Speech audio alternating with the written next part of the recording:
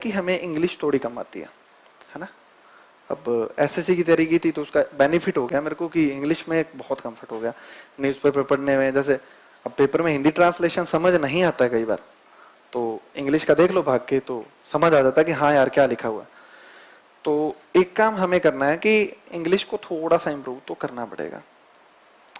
जो पूर्वाग्रह बोलते हैं ना, इंग्लिश तो नहीं पढ़ेंगे, हिंदी मीडियम है अपना तो ना, इंग्लिश नहीं पढ़ेंगे, तो ये काम नहीं करना। थोड़ा सा उसके लिए जगह दो यार, वो भाषा है, इंटरनेशनल लैंग्वेज है, उसकी रिस्पेक्ट करो। मतलब ठीक है उसको, हमें ये नहीं है कि हम इंग्लिश में पारंगत हो जाएं, पर इतना हो कि हमें समझ आ जाए इंग्लिश। तो उसके लिए क्या करना है कि यूट्यूब पे कुछ लेक्चर वेक्चर हैं, तो थोड़ा सा क्या, और कुछ वर्ड मीनिंग, जैसे हिंदू से कुछ लिख लिए, कोई न्यूज़पेपर से लिख लिए वर्ड मीनिंग, उनको यूज किया करो थोड़ा बहुत। भाई हाँ ये वर्ड मीनिंग इसका था, ऐसे लाइन आई थी, वो लाइन ही लिख लिया करो।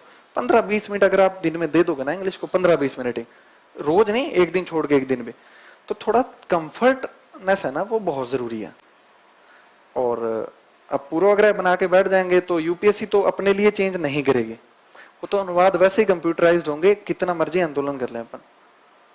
भाई बहुत बड़े बड़े आंदोलन हो गए ना, अभी तो सॉल्व तो नहीं हुई हिंदी मीडियम की समस्या।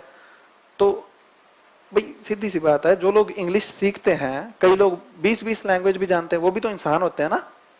तो हमें तो एक थोड़ी सी सीखनी है और पूरी तो बोलनी ही नहीं है अपन को सिर्फ पढ़ना है कि हाँ इंग्लिश में इसका मतलब ये होता है।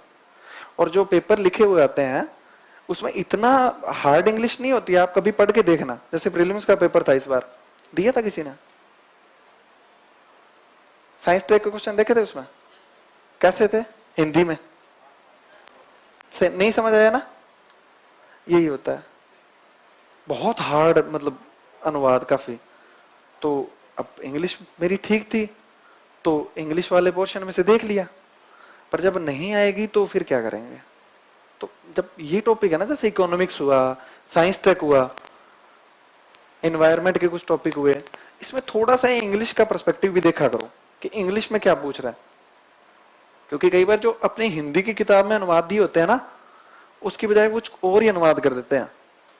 अप्रोच का उपादान कर देंगे, दृष्टिकोण भी होता है एग्जाम्पल, है ना, जो डिप्रेस्ड का कुछ और कर देंगे, काफी मतलब एग्जाम्पल होते हैं कि मतलब कुछ भी कर देंगे वो।